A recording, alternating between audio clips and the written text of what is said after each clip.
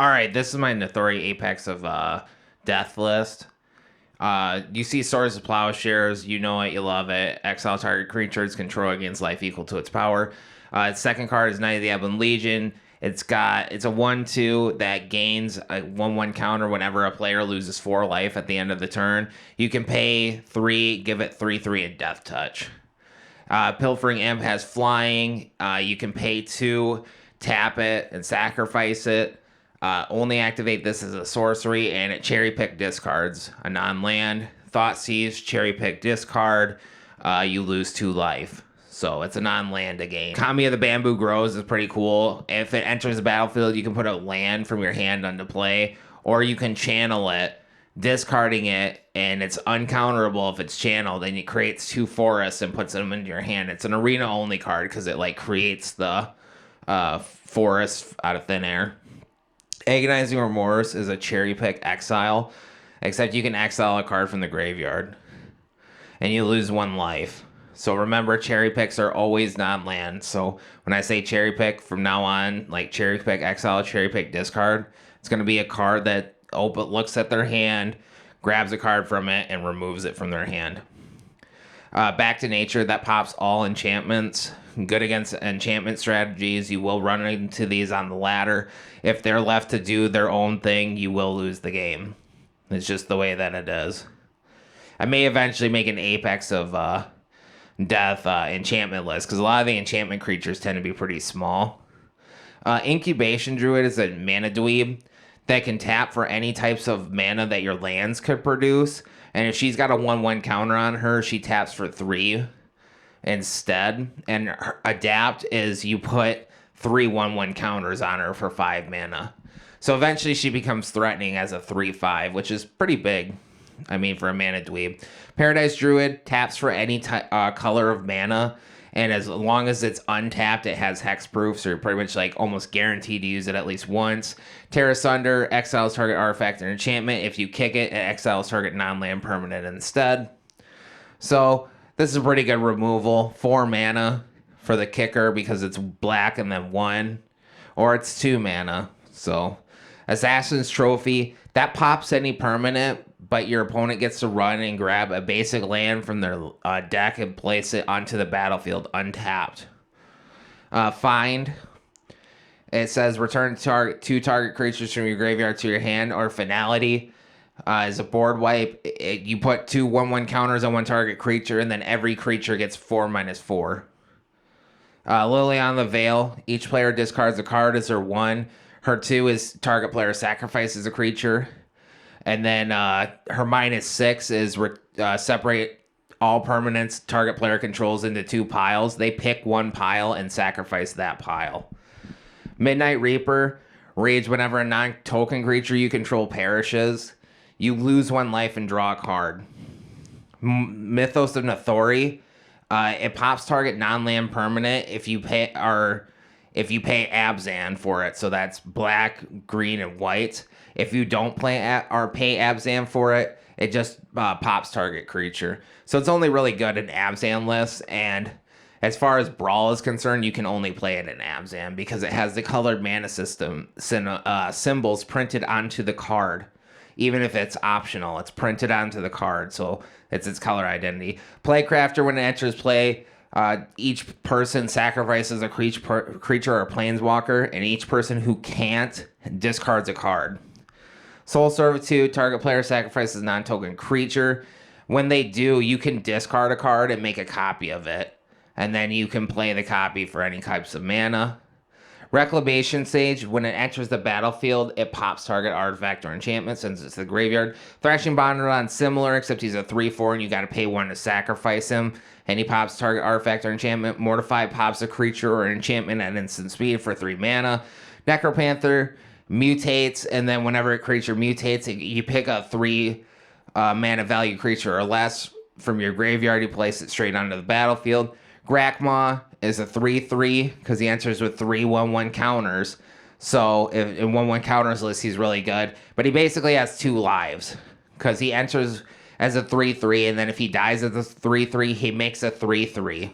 So Maelstrom Pulse, you pop target non-land permanent. in each permanent that has the same name as that permanent. Putrefy is just like Mortify, except it's artifacts and creatures.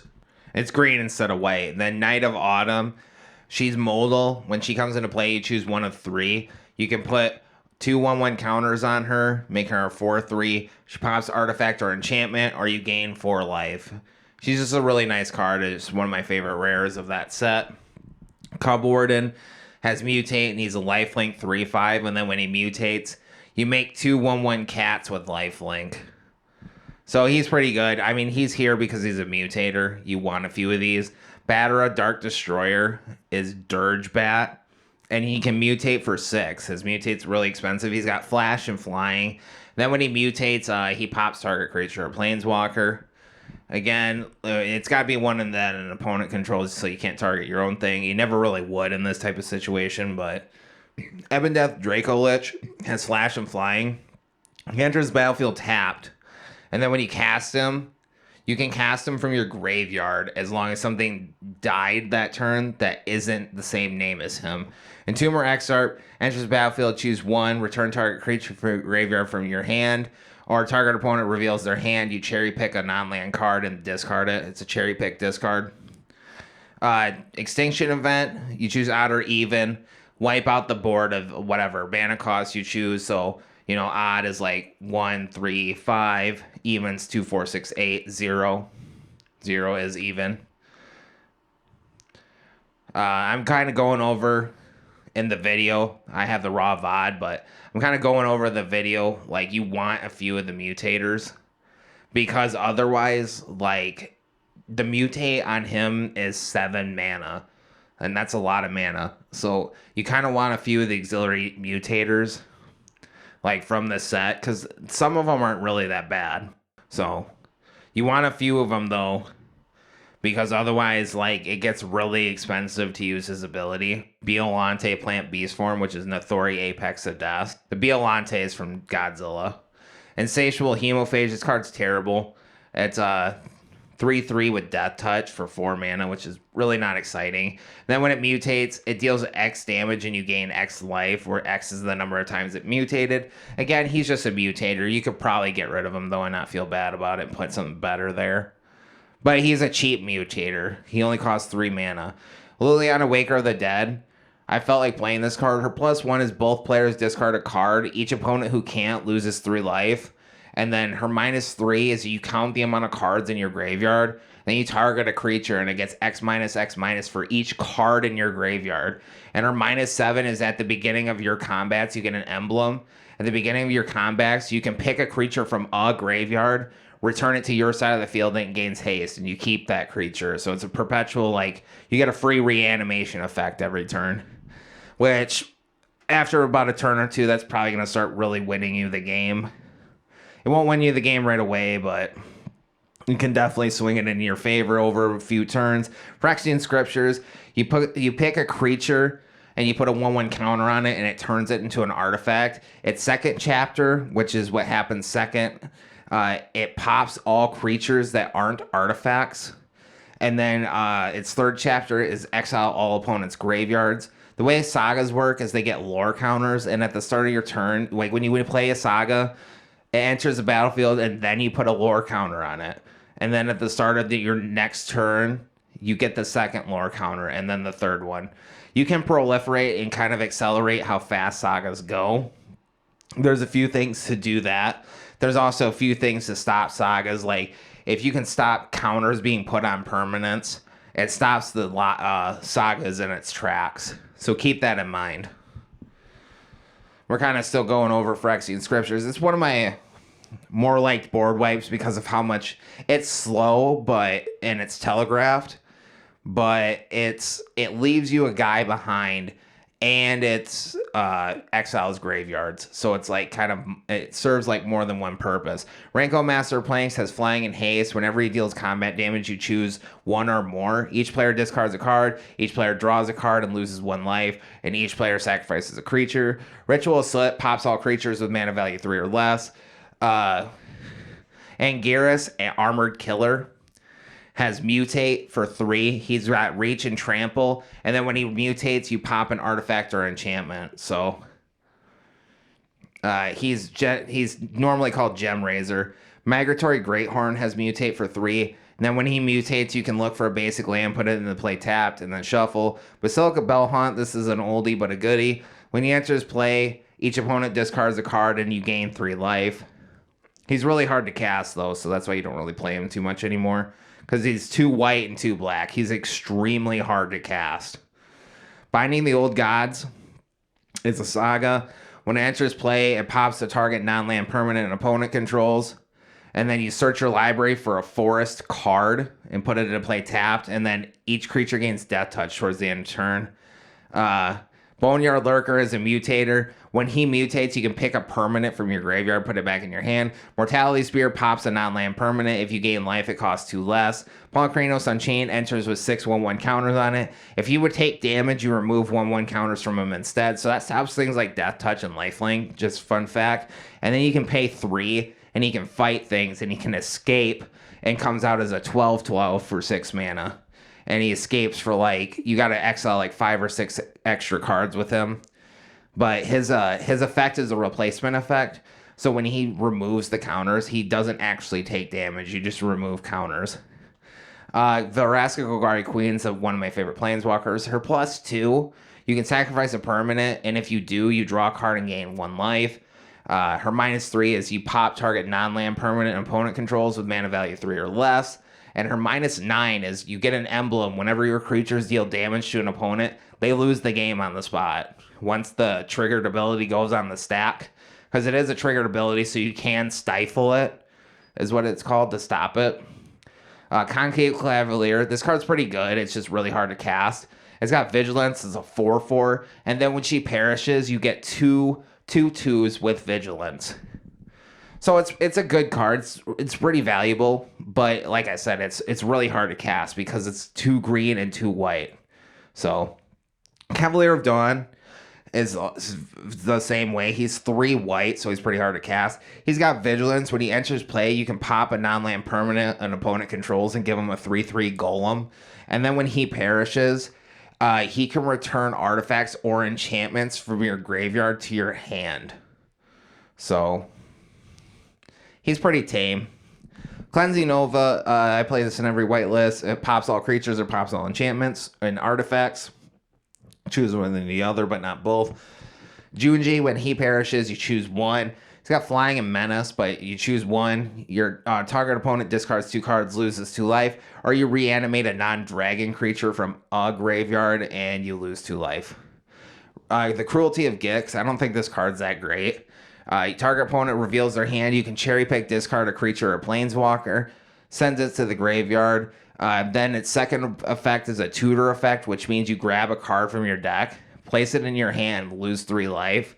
And then its last effect is you choose a creature or planeswalker from your yard and you reanimate it, so you bring it back into play. The Eldest Reborn, this card's awesome. Each opponent sacrifices a creature with a planeswalker. Each opponent discards a card, and then you can pick a creature or planeswalker from either graveyard, put it into play under your control, reanimate it.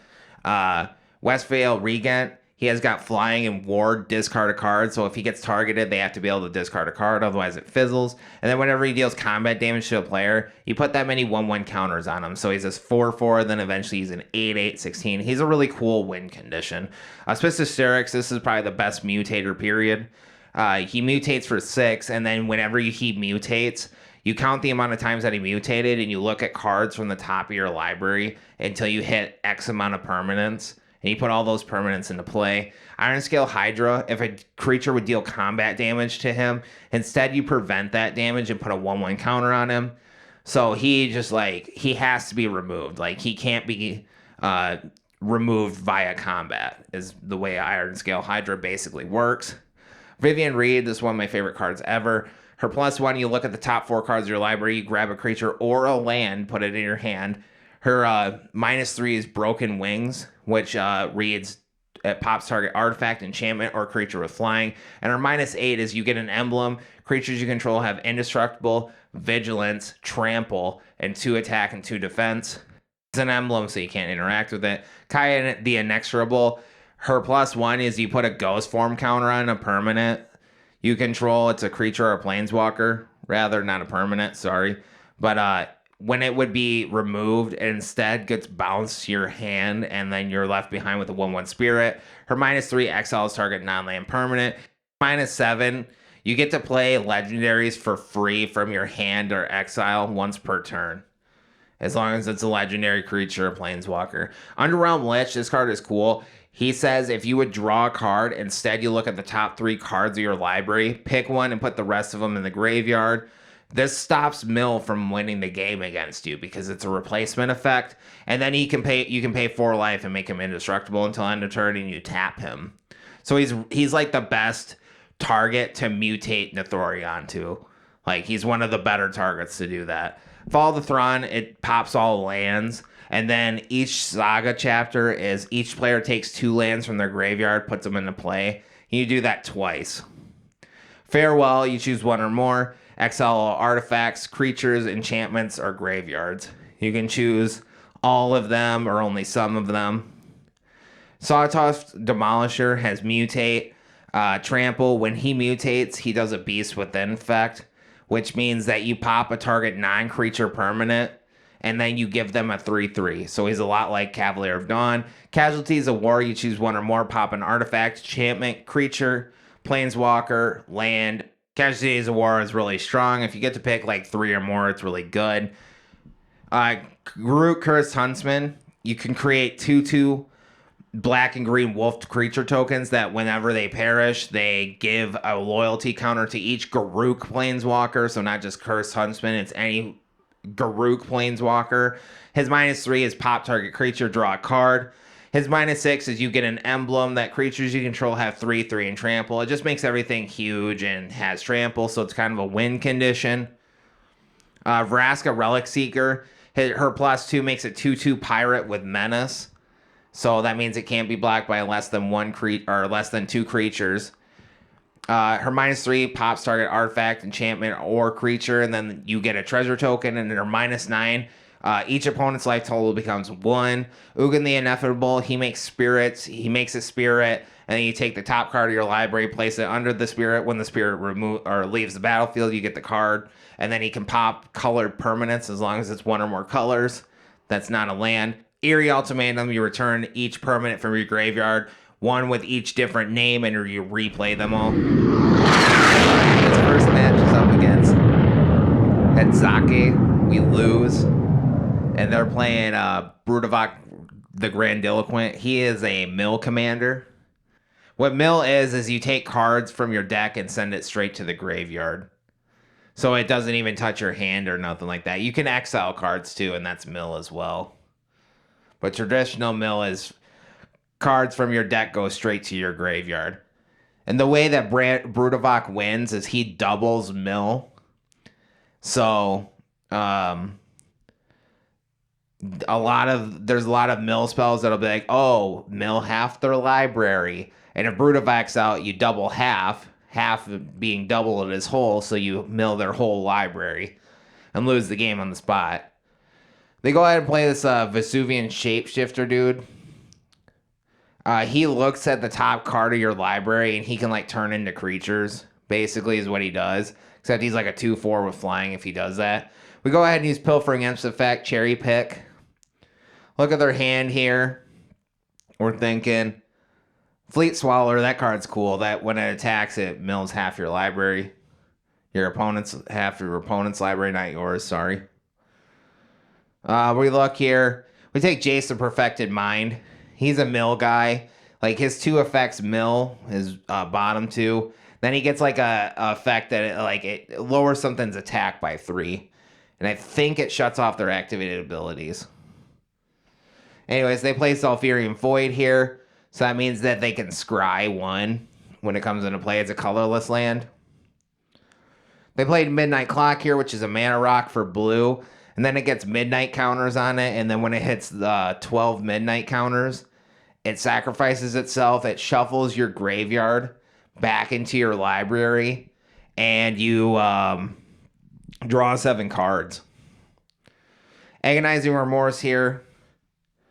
We're looking. We get rid of Fleet Swallower. Because with Brutavok out, all they need to do is attack 1 time with Fleet Swallower. And they win immediately. Go ahead and swing with our Mana Dweeb, deal 2, say go. They draw a card. Obviously, like you do every turn. Start of the turn, unless you have an effect that says you don't. They play a land. So, they play Induce Amnesia. What that card's cool. What it does is it exiles your opponent's hand, and then they draw cards equal to the cards that they exile with Induce Amnesia, and they stay tucked underneath that card, underneath Induce Amnesia until you get rid of it. So it forces your opponent to swap hands. It's a cool card. We're thinking here.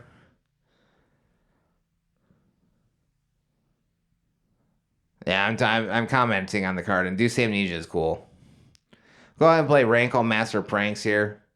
He's got haste, so he can deal damage right away. Go ahead and send him. We do the each draw and each discard. So we want the 1 extra damage. You discard first, then you draw. We keep Underwhelm Lich for sure. We're thinking. We end up tossing Sawtooth Demolisher. Because we want Underwhelm Lich. If we get Underwhelm Lich down, it literally wins us the game because they can't mill us. Because when you draw with an empty library, you lose the game on the spot. But Underwhelm Lich is the effect. It's a replacement effect, so you no longer draw cards. You just happen to look at the top of your library. They play the Antiquities of War. They whiff on it, actually. So they miss. They can't grab anything. They failed to find. What Antiquities of War does is like first 2 chapters is you look at your top 5 cards of your library. I think it's top 5. You put an artifact from among them into your hand. And then it turns all artifacts you have into 5/5 creatures. So it's getting pretty close to the end of the game here. We opt to get rid of the Antiquities of War. This is probably, well, they're probably holding up a counter spell, which they are holding a freeze over. We thought it was a counter spell. We didn't know for sure. Anyways, it's a freeze tap effect. It taps down our Rankle, and you can't do anything. We go ahead and swing with our Mana Dweeb, deal 2. Paradise Druid is a 2/1. It's like right here where we lose, I'm pretty sure. It's either this turn or next turn that we lose.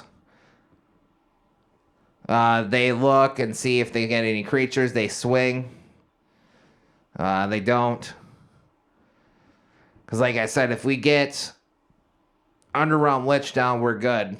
So we didn't know that they had didn't have a counterspell there. Because if we were able to, like I said, get Underwhelm Lich down, we'd be fine. Because they can't win if Underwhelm Lich is down. Because again, he's a replacement effect. So we technically stopped drawing cards. So we're looking here. Doesn't really matter what we grab. We grab a land. So we got a land in hand. So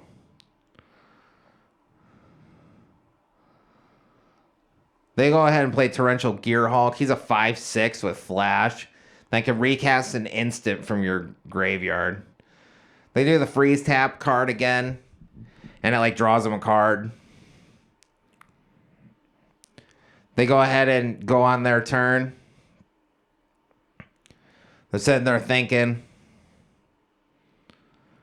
and they Shimmer of Possibility. That allows you to look at the top 4 cards. You pick one of them and you put it into your hand. It's a cool card. It's got really cool art. It's been power crept by Impulse is the power creep version of it because it's an instant. It's the same card. It's just an instant because Shimmer of Possibility is a sorcery, but Shimmer of Possibility has way cooler art. Let's be real. It's one of my favorite Magic arts.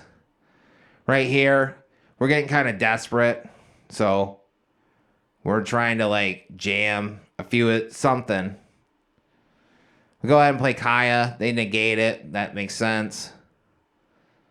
And then we play Tear Asunder on their Torrential Gearhulk because he is an artifact. because he's a Gear Hulk. So, because like cards can be two different super types. Like you can have like artifact creatures or enchantment creatures or whatever.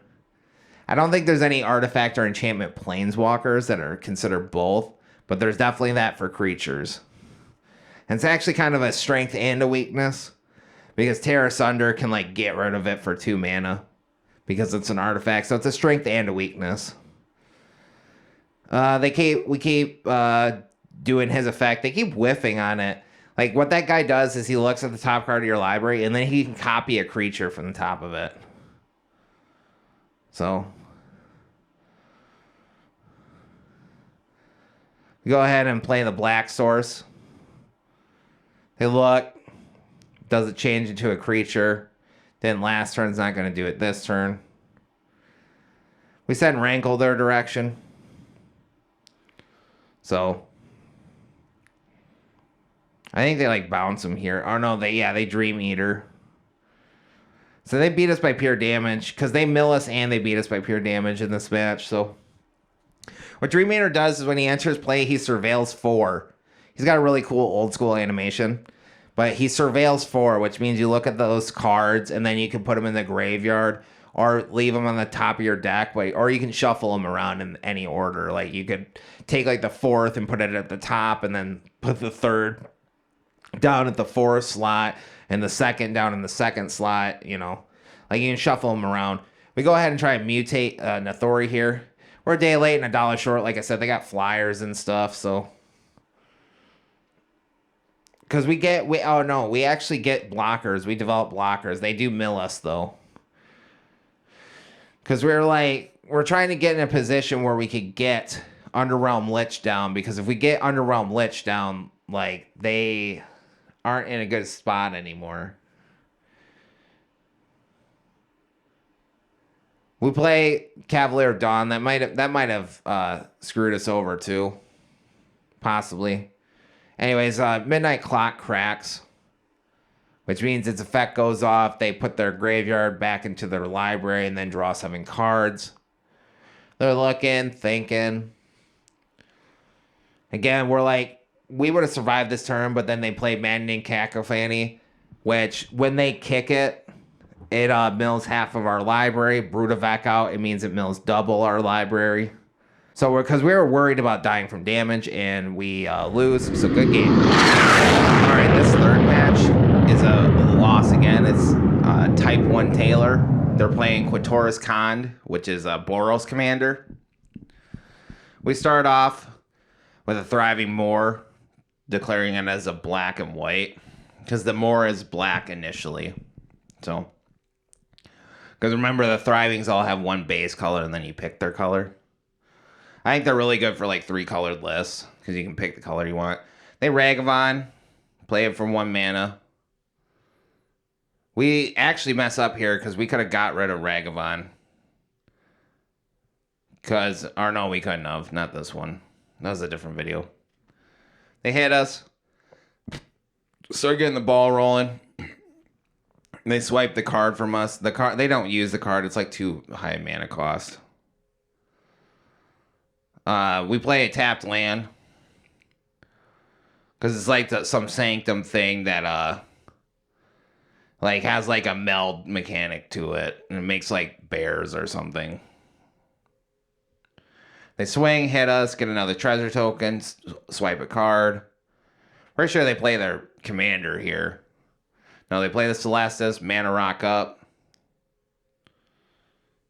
Cold Steel Heart, yeah, they just mana rock up. Because like I said, that's what makes Ragavan so powerful. He's like just 1 mana ramp, so. And he's dealing damage and all that jazz. Play Insatiable Hemophage here as a 3/3. Again, this card's pretty bad. He's just in here because it's Nethroi. Or Nethroi. You can probably get rid of him, though, if you want to go more hard off on like not using the mutate stuff. Because if you're not really going too hard on the mutate, probably the only things I'd run is Gem Razor, Auspicious Sterix, and maybe the ramp guy. And I like Boneyard Lurker. He's the 4/4 for 4 that returns a permanent. Go ahead and hit us towards Plowshares. You hate to see that card. Card's ubiquitous and it's dumb. So they have it every time. We go ahead and play our Mana Dweeb here. We end up popping the Ragavan with Putrefy. We just play it on while they're tapped out, basically, so they can't protect it. Because the Ragavan just keeps accruing them way too much value. We've gotten 3 treasures out of it. They put them really far ahead in the game. It's probably what got us here. Honestly, it's just that Ragavan sticking around. Because if he sticks around like that, he just accrues so much value. You know, ramping and dealing damage. They play Lelia. She exiles cards, and then whenever you exile cards, she gets bigger. She gets 1/1 counters. So she can rampage pretty quick, out of control. Yeah, they're like way ahead of us now. Unfortunately, we don't pull up a land. Because if we could have drawn up a land and maybe played Westvale Regent, we probably would have been fine. But I mean, they're just so far ahead of us.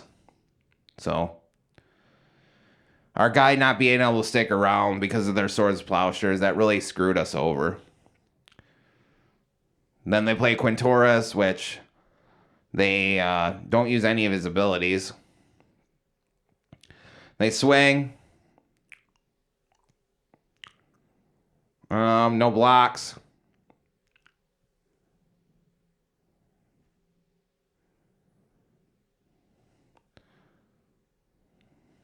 They make the Spirit.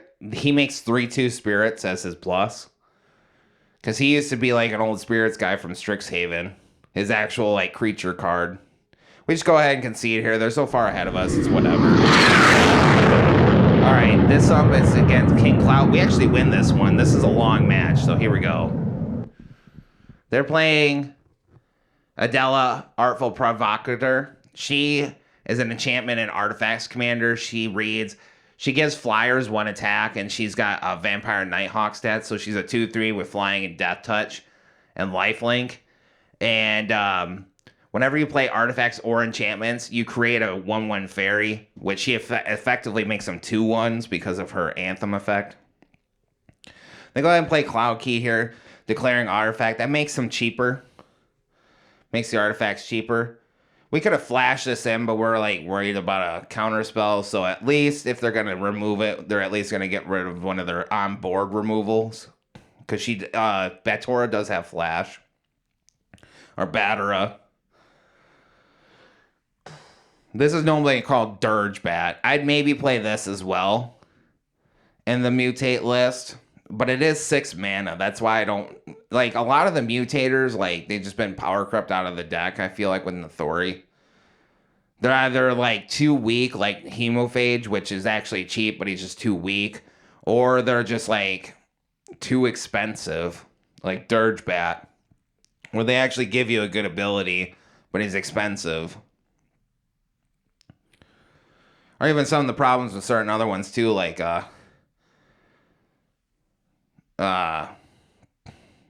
what's his face? Gem Razor that I just raised up right there. He's too green, so he can kind of like be a little bit tough to cast in a 3-colored deck, depending on your like colors, your mana base and stuff. That's why another thing too with 3-colored decks, I would really avoid running colorless lands like pretty much at all. Because honestly, like you're always better off being able to play stuff on curve versus your land doing some incremental thing that's not even that good anyways. It's either expensive or just like so minimal that it's not even worth it half the time. You're just way better off being able to play an actual real card on curve. So that's something to keep in mind. I keep some of the non-colored lands because they're like, some of them are at least worth it, like draw spell or like draw lands and stuff. Or maybe some of the man lands like Crawling Barrens. It's about the only man land colorless one that I use, but they can be kind of problematic because like they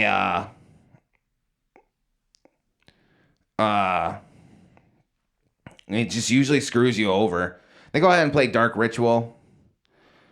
Then they're thinking they can't play Alela yet because their mana is not right colors. They play 2 All right, they play 2 enchantments. First one is Bitter Blossom. That means once per turn, at the start of their turn, they pay 1 life and they get a 1/1 fairy. And then the second one's that blue enchantment that bounces something. First turn, I can't remember what it is. It's a intensive iteration. It returns a spell, I think, or it returns an artifact. It's an inventive iteration. I don't know what the last part of it does. I rarely ever see that card, so I'll tell you by the play-by-play what it does. So we got Swords of Plowshares. That's me clicking on it and complaining about the card because it's stupid. Honestly, it really is. Like, we play it too because it's good. You have to. They play Karn. This Karn's pretty cool. His +1, you look at the top 2 cards, you choose one to give to your opponent, and then the other one, you put a silver counter on it, and he can minus himself to put silver countered cards back into his hand. Okay, yeah. Exile the Saga. Living Breakthrough. Whenever you cast a spell, your opponents can't cast spells with the same name as that spell. Yeah, that's a big plus to Gem Razor too, is he gives reach and trample. That's part of what makes him so good. Yeah, because then when they mutate, the whole daisy chain goes off. So that's the thing with mutate, is basically like playing a Voltron deck. What a Voltron deck is you basically take one creature, make about as strong as humanly possible. We leave the Bitter Blossom behind because we got a flying 4/4 trampler, so it's not really even that big of a deal. I have to get a Bitter Blossom because I never ended up with one of those from Eldraine. It's a mythic rare, so. Because that was a big deal back in its standard back in the day. Bitter Blossom was like one of the first enchantment cards outside like the shrines, I think, that actually like gave you creatures. Because it's back from the old Lorwyn set. So, was when it first showed up. And that was back when a lot of cards were still like somewhat weak. We still had like a little bit of restraints on some cards.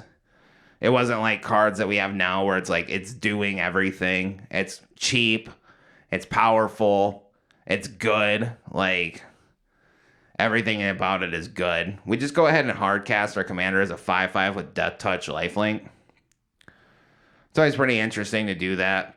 They have Inchblade Companion on their fairy. And what that does is when you reconfigure it, it gives you another Inchblade Companion. They go ahead and Cleansing Nova the board. Getting rid of all creatures. Swing in for 1. Because like I said, that's what Inchblade Companion does. It's when you configure it. A configure creature is like, it's like an equipment, artifact equipment, and a creature. And then when you configure it, you just turn it into equipment. So it stops being a creature. But yeah, they go ahead and play their commander here.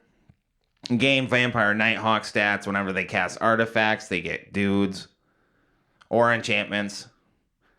I'll have to play her sometime. Every time I play her, she just like, the deck doesn't work out as well as I'd like it to. She's a really reasonable commander though. I've always liked her as a commander. Anyways, they deploy 2 artifacts. First one's Arcane Signet. It's a mana rock. And then the second one is Esper Sentinel. That means when we use non-creature spells, the first one we cast each turn, we got to pay a tax on it. And if we don't, they draw a card. That tax is equivocal to his power. Starting to get ahead of us with that Bitter Blossom. We go ahead and get our little mana dude where we channel it. Because channeling it is like an ability activation, so it's not considered like casting a spell. So remember, you can't counter spell channeled abilities. Which is really cool, actually. They go ahead and configure Inchblade Companion, putting it on Esper Sentinel. So now we have to pay a tax of 2 to stop them from drawing instead of just 1. We send 2 flyers our direction, say go. We draw a Snarl. Luckily, we conjured up Forest, because Forest, it helps them with the Snarls. Helps us with the Snarls, and it comes into play untapped. We have our Phyrexian Scriptures come down. We make our Grakma token a artifact, so he'll survive the board wipe. And we make it a 4/4.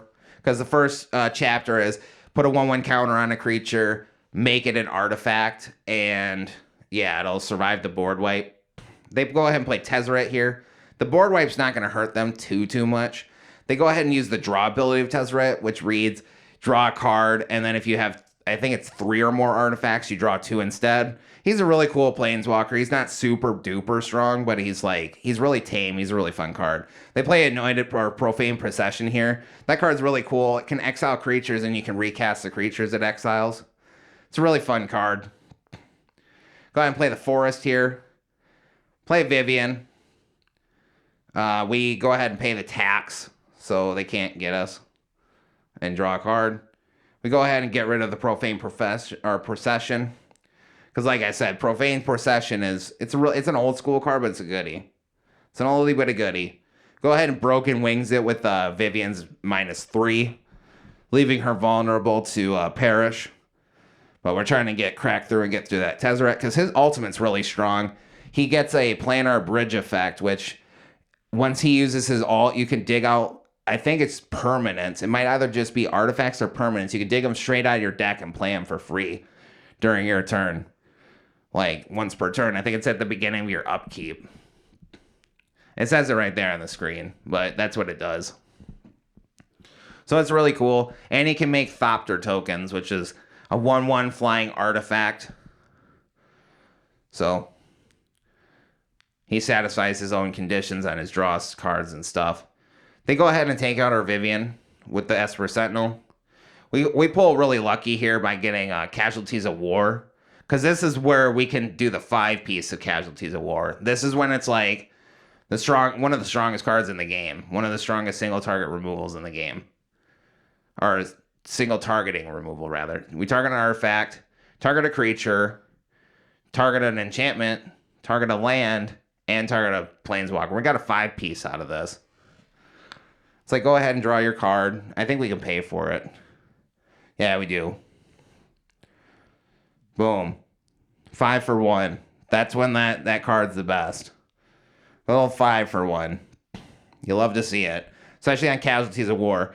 They keep staving off our 4/4 because we got rid of their Bitter Blossom finally, so they're not making dudes anymore.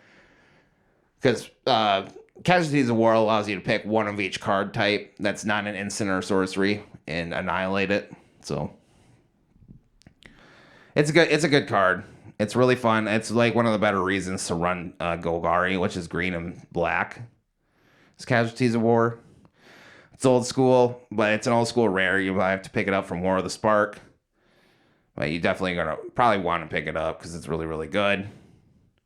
We're thinking here, we can't mutate our commander yet. We don't have enough mana. Because it starts like, does the mutate cost reflects from the commander tax too. Commander tax is the more times you play your commander from the command zone, you have to, we go ahead and axe their Adeline. Popping it, and we draw a card. The more you have to play your commander from the command zone, it costs 2 each time, an extra 2. And that counts towards mutate too. So if like we play our commander and it gets removed and we put it back in our command zone, the mutate then costs 9 or 11 because it starts out at 7. So they play a land. They play that one goofy looking guy. He draws cards if you have like the highest costed artifact. Council of Innovation or whatever.